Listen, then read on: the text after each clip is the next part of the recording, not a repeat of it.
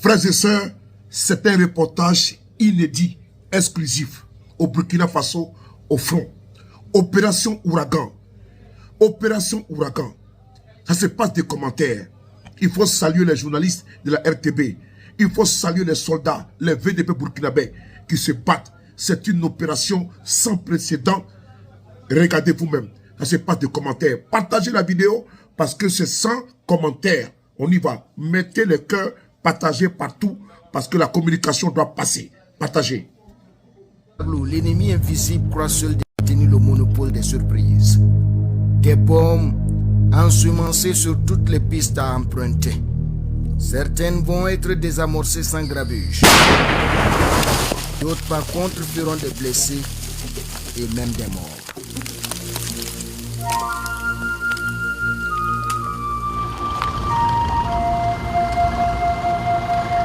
Depuis plusieurs jours, déjà l'opération Ouragan fait rage dans le Grand Ouest.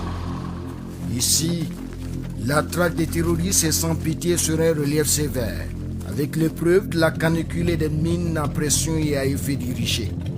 Même les animaux n'y échappent pas. Du reste, pour cette manœuvre d'envergure, la stratégie est basée sur un profond maillage d'une partie des cascades du sud-ouest de la boucle du Mouhoun. Les 7e, 10e, 15e, 17e et 18e bataillons d'intervention rapide sont déployés pour la circonstance. Une manœuvre complexe avec l'objectif de prendre en sandwich et d'écraser les dernières poches de résistance des terroristes dans ces fuseaux. À terme, pour faciliter l'installation des VDP et le retour progressif des populations.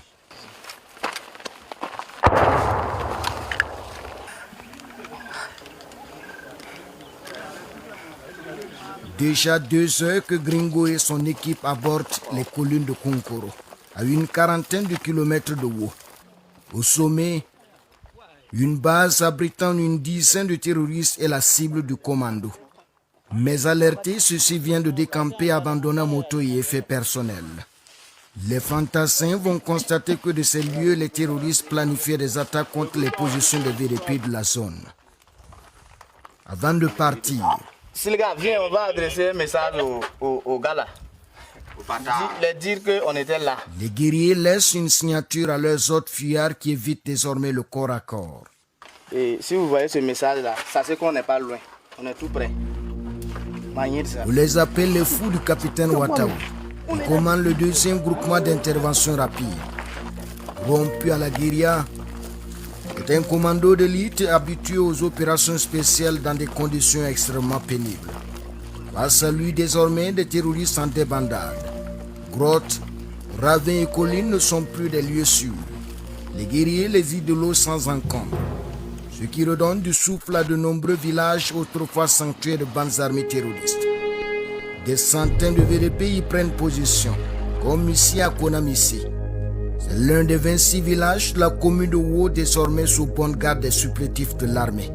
C'est la compagnie Kovraka du sous-lieutenant Dan qui a assuré le convoi et l'installation des VDP la veille.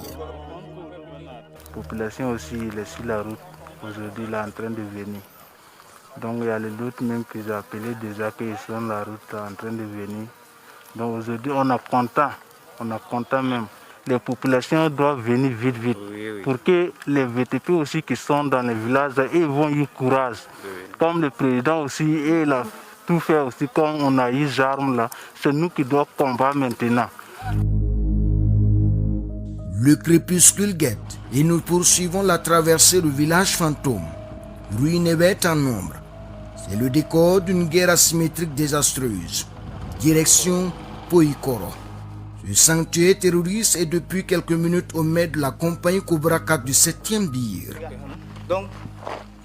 Dringo facilite ici notre contact avec le sous-lieutenant Dan et ses hommes qui rêvent d'un face-à-face avec les groupes armés terroristes. Un vœu légitime, mais les jours à venir vont être extrêmement éprouvants pour l'unité et son chef de guerre.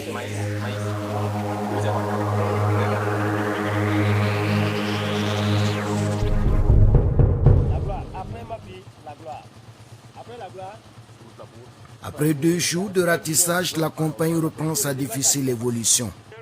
Ici, pas de combat, pas d'embuscade, mais le danger des mines est permanent et très violent. On nous signale plusieurs incidents avec d'autres unités ces derniers jours. Le 15e bataillon a perdu un combattant dans sa progression vers Djigwe. À l'entrée de la ville, le Cobra 1 du B7 et une compagnie du B17 ont connu des incidents. Le tronçon les mène à Elentira, cet autre champ de mine à la frontière avec la Côte d'Ivoire. Alors, ici à Poikoro, les esprits s'échauffent.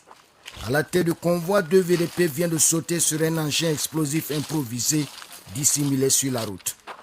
La détonation échappée à notre caméra a pulvérisé la moto de ces natifs du village. L'un des VDP a des lésions graves et son pronostic vital est engagé. L'infirmier militaire a couru et fait l'impossible pour sauver le combattant qui se tord de douleur. Rien n'est sûr qu'il vivra 1 heure de plus. Mais le commandement sous le choc veut croire à un miracle. Après les premiers soins médicaux, les éléments sont embarqués.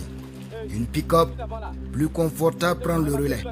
Le dispensaire est à 50 km au bout d'une piste accidentée et bien incertaine.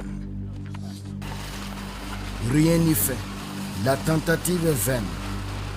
Le supplicié décédera à 1 km du dispensaire de Kwere. Il avait 39 ans.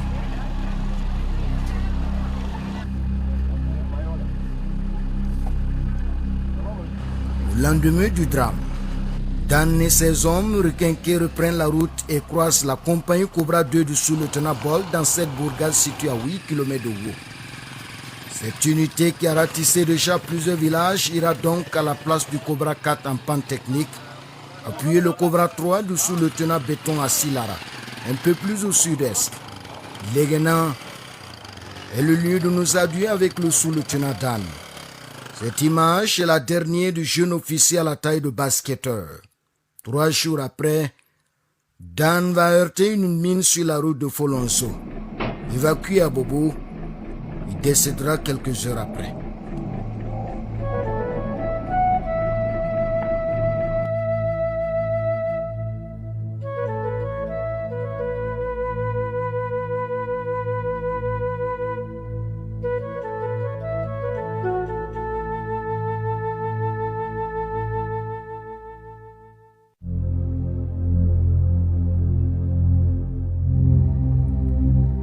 La mission est à son pic et bien plus critique. Même avec la douleur, les hommes sont déterminés à affronter le danger comme des immortels. Folonzo est l'un des enjeux majeurs de l'opération Ouragan. Le groupe terroriste qui y règne est jusque-là dirigé par une femme de 35 ans. Elle sera tuée peu avant la fin de l'opération. Du reste, pour les fantassins, c'est une question d'honneur et de respect du serment de venger les héros tombés sur le champ de bataille. Alors, pas question de baisser les armes, surtout lorsque l'ennemi est acculé, avec des armes de fortune et sans munitions. De cette piste, ensuite nous mettons le cap sur Folonzo. Le Cobra 4, rejoint par le lieutenant Lenz, y a déjà pris position. Dans les rangs, ce VDP que nous surnommons John, il est de la seconde vague des supplétifs à installer dans la localité. Voilà, quand on dirait on sera à Dokani, qu'on a idée parce que on t'a tout comme mon gâteau on te sait aussi. Donc comme afin on a juste dire, donc on est content, non sera à tasser, donc on est bien. La joie de repartir dans son village vibre en lui comme un appel du destin. Au lendemain de notre entretien, John, ici avec son binôme à moto, va sauter sur une mine. Nous étions juste à côté. Il avait prévu de nous montrer sa cour dans les faubourgs de Folonzo. Un projet qui tombe à l'eau. Le destin est implacable. Pour l'heure, il faut sauver le combattant.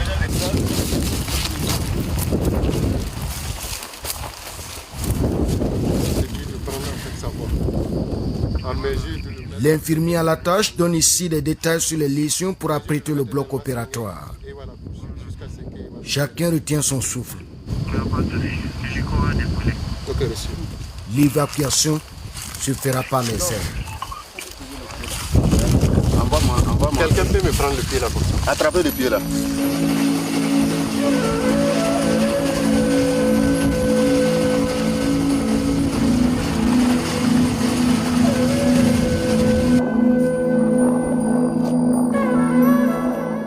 L'élément est en vie, mais il a perdu une jambe dans ce labyrinthe surnommé l'axe de la mort. La veille, un binôme y a heurté une mine, juste à 40 mètres. 2 jours plus tôt, c'est le sous-lieutenant Dan qui tombait là. La scène du crime, marquée par un cratère bien ouvert.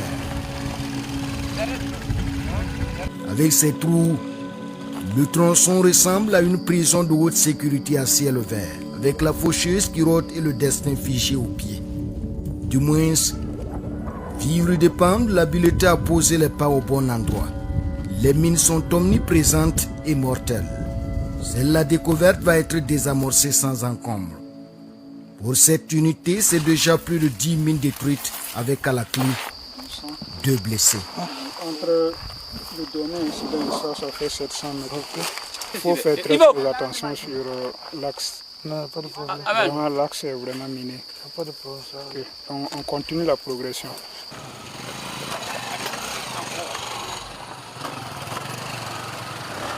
Nous sommes au port de Folonzo. Un village matérisé au coin de la bande forestière qui jouxte la Côte d'Ivoire voisine. Avec cette opération, c'est un pari gagné pour les VDP qui regagnent leur contrée tout soulagés. Ils sont tous formés et équipés par l'armée.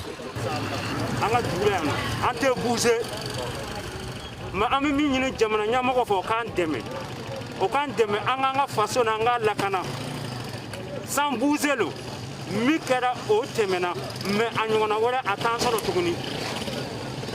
Anga folie de Jamana Yamoko Bella Jenny.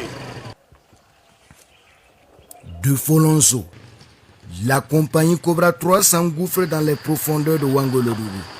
Ce village est libre depuis plus de 7 mois et la vie a même repris.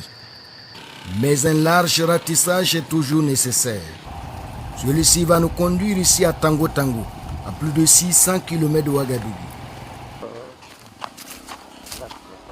Sinon ici c'est pas simple. Vraiment. Nous on a même pu laisser nos champs ici. Mais vraiment avec le retour des VDP ici, vraiment, on arrive maintenant à faire plus confiance. Pour le moment ça va. Nous sommes en terrain reconquis à 600 mètres de la frontière avec la Côte d'Ivoire. Mais de l'autre côté, ils ne touchent pas là-bas. C'est ici, c'est nous ici que ça chauffe. Après cette cour là, il n'y a plus de cour, c'est pas la Côte d'Ivoire. Kalachnikov et munitions en quantité.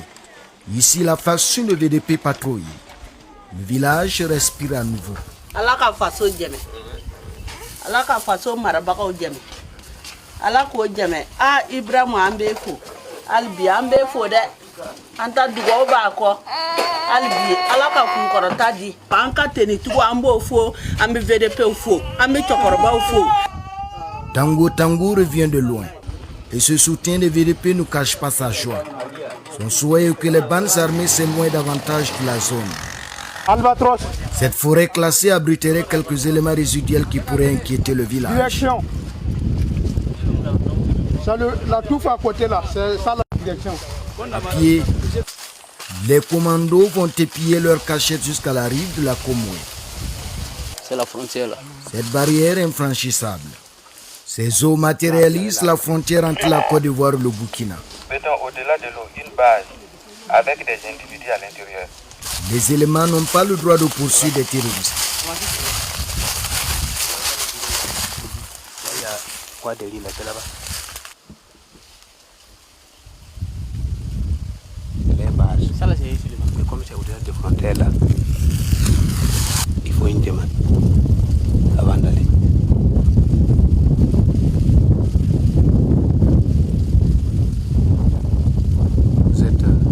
Vous êtes frustré? Non, ça nous fait mal. Ça nous fait mal. Ça nous fait mal. Quand on les voit comme ça. On met 3 roquettes là-bas. Et puis on ne peut pas. Il y a un même qui partait pour prier. On le regardait même, yeux dans yeux. Mais il ne nous voit pas. Mais nous on le voit, lui il part pour prier. Avec peine et frustration, les fantassins rebroussent chemin. C'est la grande muette. Personne ne discute de diplomatie ou de politique. Pourtant, ici à la frontière, les bandes armées terroristes ont libre accès à l'autre bord du fleuve. Ce qui fait de ce territoire désormais un lieu de refuge pour ces criminels. Illustration ici à Alidougou.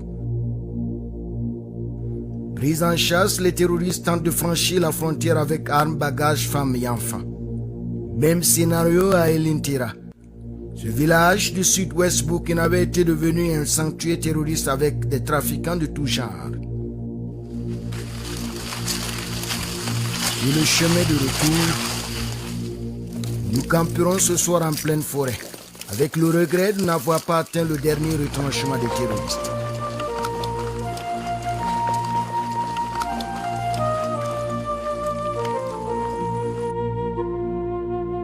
Du fuseau est, les unités embarquent pour le sud.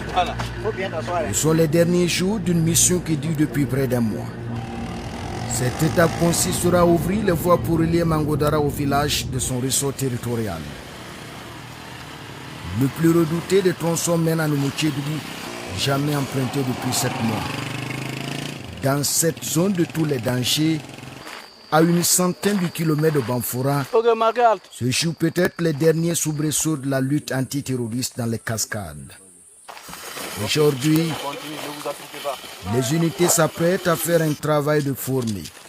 Râteaux, balais et autres objets de fortune. L'arsenal contre un ennemi dissimulé. Certaines mines sont enterrées, d'autres camouflées dans des touffes.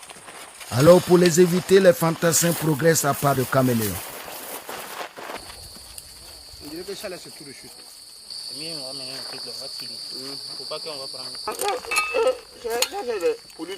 Les démineurs à la tâche font un travail de génie. Ici, l'on a frôlé le pire. Un déminage complexe qui a failli tourner au drame.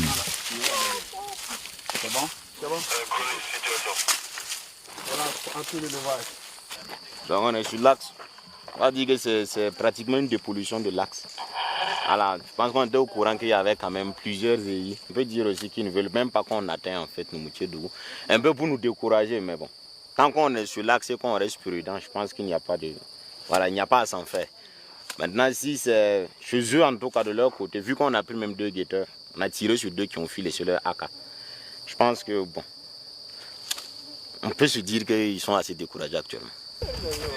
Le lieutenant Lens et ses hommes connaissent bien cette route que découvre le lieutenant Momo, du 17e bir que commande le capitaine Zeus, basé à Banfora.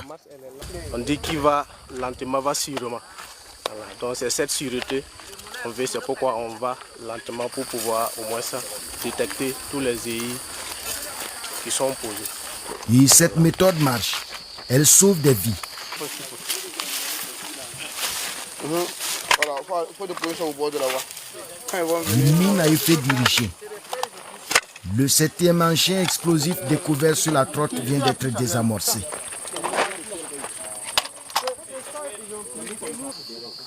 Au bout d'une journée de corvée qui a débuté à 6h30, les 9 km sont libres et praticables. Il est 17h45. Les combattants filent. Militaires et VDP découvrent Numutchedougou.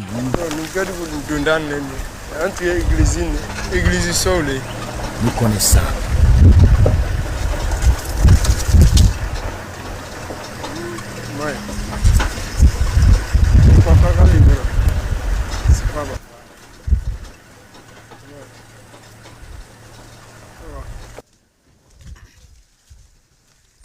Voilà mon cours ici, donc on peut rentrer pour voir ça.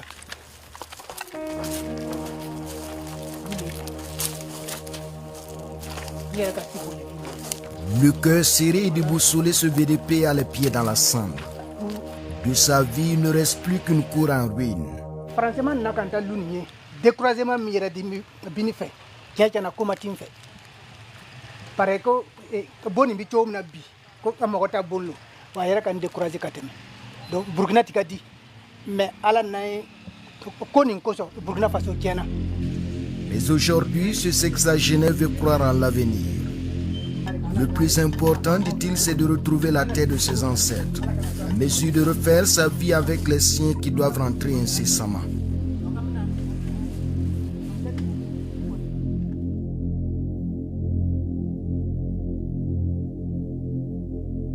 Le jour suivant, Noumoutiédougou sort de son coma, parce que la population regagne peu à peu le village. Les premiers habitants sont conduits par l'aîné du chef. Après une nuit de repos, nous le retrouvons au milieu des ruines. Là, ici, c'est la cour du chef du village. Un palais en lambeaux, vidé de son prestige royal. Et pas que cela. Les terroristes ont tué plusieurs membres de cette famille. Ma famille est détruite. La cour est détruite. Alors, on ne sait pas ce qu'on va devenir. Récit d'un terrible désastre. En hauteur, le vieil homme réalise la vision d'horreur de cette guerre imposée.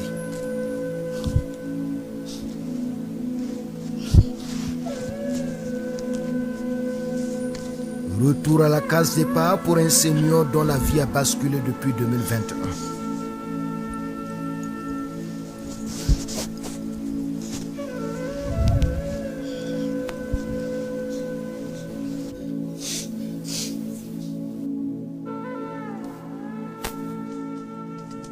En attendant, la jeunesse est au travail pour redonner à Noumoutiédougou son visage d'antan.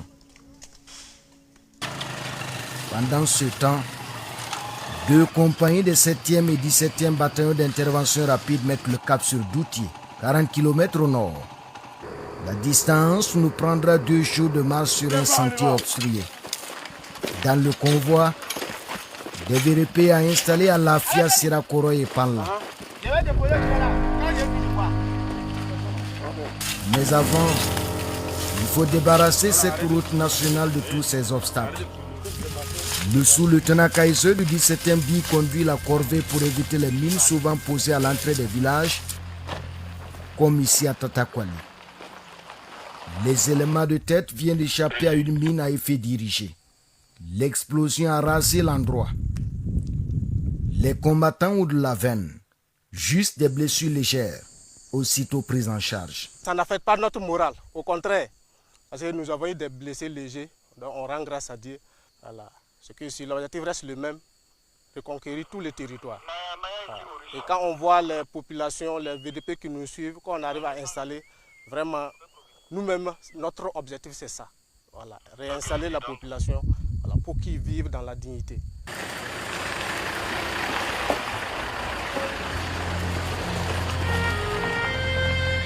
La journée touche à sa fin. Les unités entrent à Palan pour y camper. Pendant ce temps, les compagnies Cobra 2 et 3 achèvent la fouille de la forêt de Dida. C'est autre défi pour l'opération. Les terroristes ont quitté la zone, laissant derrière concessions vides, bêtes et vivres. La nuit tombée, les combattants campent aux portes de Goté. L'équipe sait bien que nous sommes à une base arrière de groupes armés terroristes chassés des villages environnants. Dispositif mis en place pour une embuscade.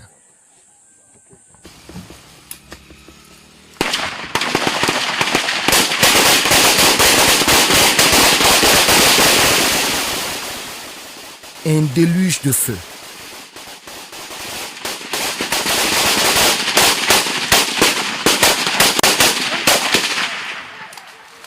C'est la nuit la plus électrique de cette manœuvre avec des ratissages en pleine obscurité.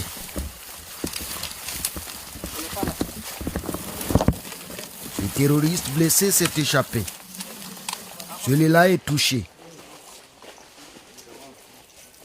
Au matin, on dénombre plusieurs corps. Les combattants mettent à l'abri le butin avant de fouiller le village.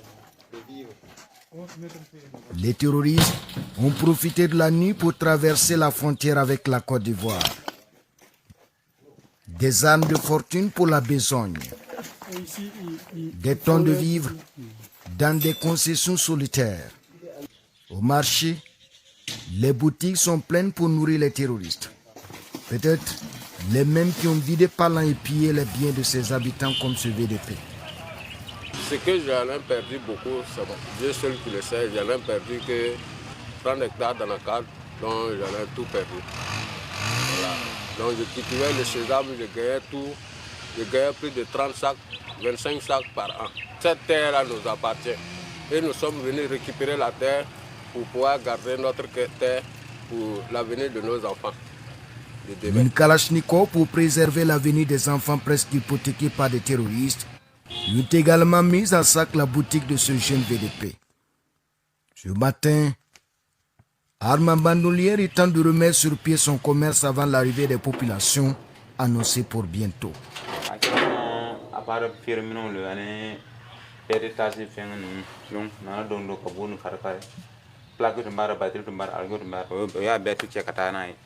Kanga abara bedroom be kiki voilà kerani langi sumadi comment ala na fama barakala kana ambla sana nga dugun bosini alhamdulillah na rasona abe benanya. Le sentiment de frustration a motivé la plupart des jeunes d'ici à prendre les armes. Pour l'instant, ce sont les seuls habitants du village à tout faire. Ils assurent la garde, patrouillent et animent la contrée. Pour nous, le périple continue. Moto et pick-up brandissent par intermittence. Entre-temps, le dispositif permet de surprendre des éléments résiduels. Celui-ci vient d'être traité avant la poursuite du convoi. J'étais en progression. Et puis il venait. Quand il venait là, quand il m'a vu, il est descendu pour courir. Et puis je l'ai déposé. Les deux pris de coup, les deux pris par surprise. Donc bon, on va dire que ça fait un de moins sur la liste. Sirakoro pour la pause. À la reprise, les combattants sentent le danger des mines artisanales et redoublent de vigilance. Les hommes ont eu le nez creux pour éviter un drame d'une seconde mine à effet dirigée sur l'axe. Il a fallu plusieurs forces pour mettre en lieu sûr la bouteille remplie de métallique. L'équipe découvrira à côté une autre bonbonne de gaz réservée pour être transformée en charge explosive. Le terroriste n'est pas loin. Les éléments de ratissage viennent de le traiter avant de détruire une autre mine enfouie. D'où viennent ces armes? La technologie. Qui finance? Impossible de le savoir. Pourtant, les dégâts sont énormes. Le deuxième groupement d'intervention rapide vient de perdre un 9e combattant. Cependant, loin de les désarmer, les hommes avancent. Ici, le soir presse. La tête, puis les derniers éléments de la mission entrent à Doutier, transformés en camp retranché. Une faction de VDP et d'Ozo positionnée depuis 2 semaines à Sud.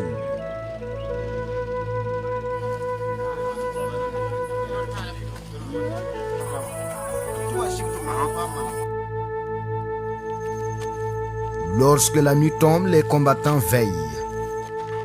Patrouille nocturne, arme au point pour contrer les velléités de l'ennemi. Le passage des militaires a galvanisé les VDP en pleine organisation du retour des populations.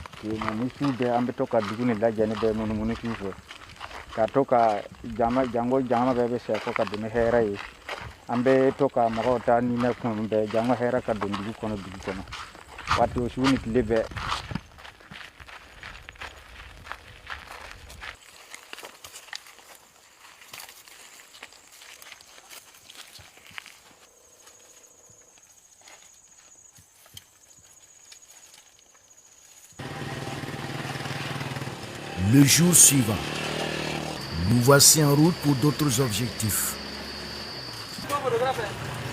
Madiasso, au bout d'une demi-journée de marche. Ici, les actions combinées des Dosso, des VDP et de l'armée ont payé. le nam se mi yi je te se de nam se me nam do ko mi nga de ko wa on a point ton son do no point ton son on a gudu gudu na ko ba da wuran ko La joie d'une localité qui renaît. Le réseau téléphonique et le transport marchent. Après une courte pause, notre évolution continue sur un tronçon de nouveau fréquentable. C'est le cas désormais dans toutes ces localités qui reçoivent l'armée et ses supplétifs. De Sanaba dans la boucle du Moun à Elentira dans le sud-ouest en passant par Folonzo et les 26 villages de Wo dans les cascades, l'opération Ouragan est déjà un succès. Les fantassins ont vaincu l'hydre avec au décompte 143 terroristes neutralisés, 88 mines détruites et un important butin emporté. Au bout de cette fastidieuse journée, nous entrons à Mangodara Nutama.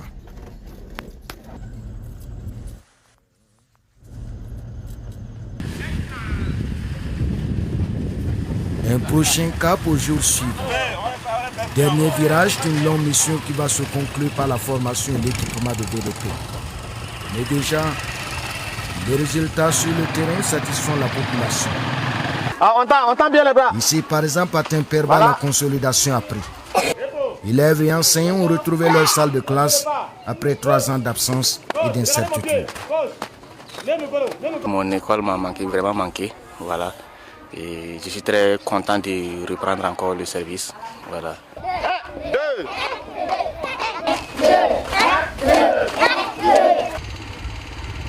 La paix est revenue, les coups battent leur plein et notre mission se poursuit. La pick-up cherche la piste avec souplesse sur la direction sud. 2 mines désactivées. Et nous voici à mi-chemin à Bondokoro d'Oxin. Bonjour à tout le monde.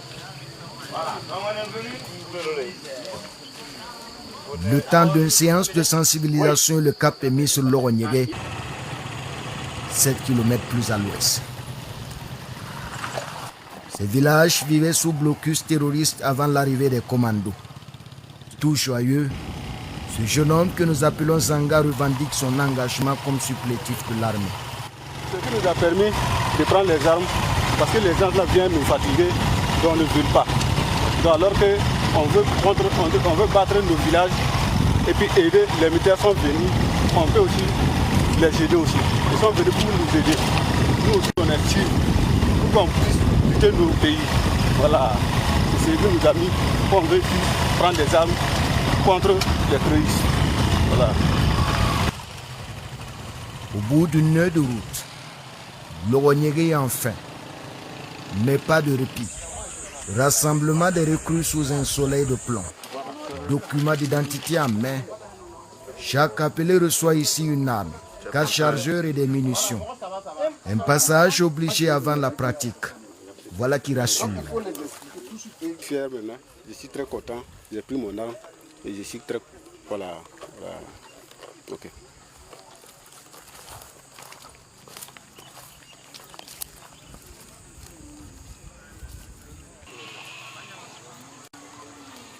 La formation peut commencer. Plusieurs étapes à franchir. Fusil d'assaut au point. Ce VDP à peine enregistré apprennent à combattre pour certains. D'autres se familiarisent avec les armes, toutes neuves.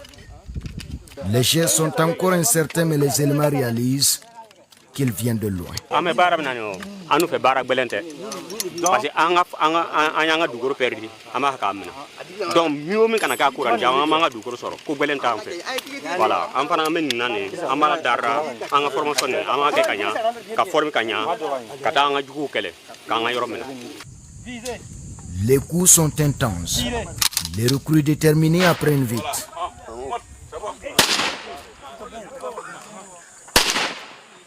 Avec ce qu'on a vu, sincèrement, ils ont la volonté. En 2-3 jours, ce qu'ils ont déjà appris là, c'est très. Et quand vous voyez avec les tirs qu'ils font déjà, voilà, c'est quelque chose même qui promet. Voilà, juste avec un petit drill de quelques jours là, ils seront opérationnels pour le reste du combat. Ils sont bons. Sariadou.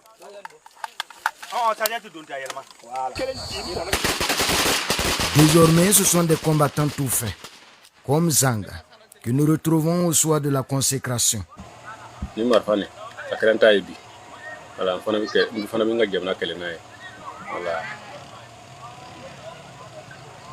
Le jeune combattant, prêt à défendre son village, le sait bien. Le sacerdoce est coûteux. Le danger permanent dans la lutte contre le terrorisme. 9 combattants des bataillons déployés sont tombés sur le champ d'honneur dans cette opération tumultueuse. Un officier, un sous-officier et des soldats du rang. Des hommes prêts au sacrifice suprême, dit-on ici, pour leur pays, sa souveraineté, sa liberté, sa dignité.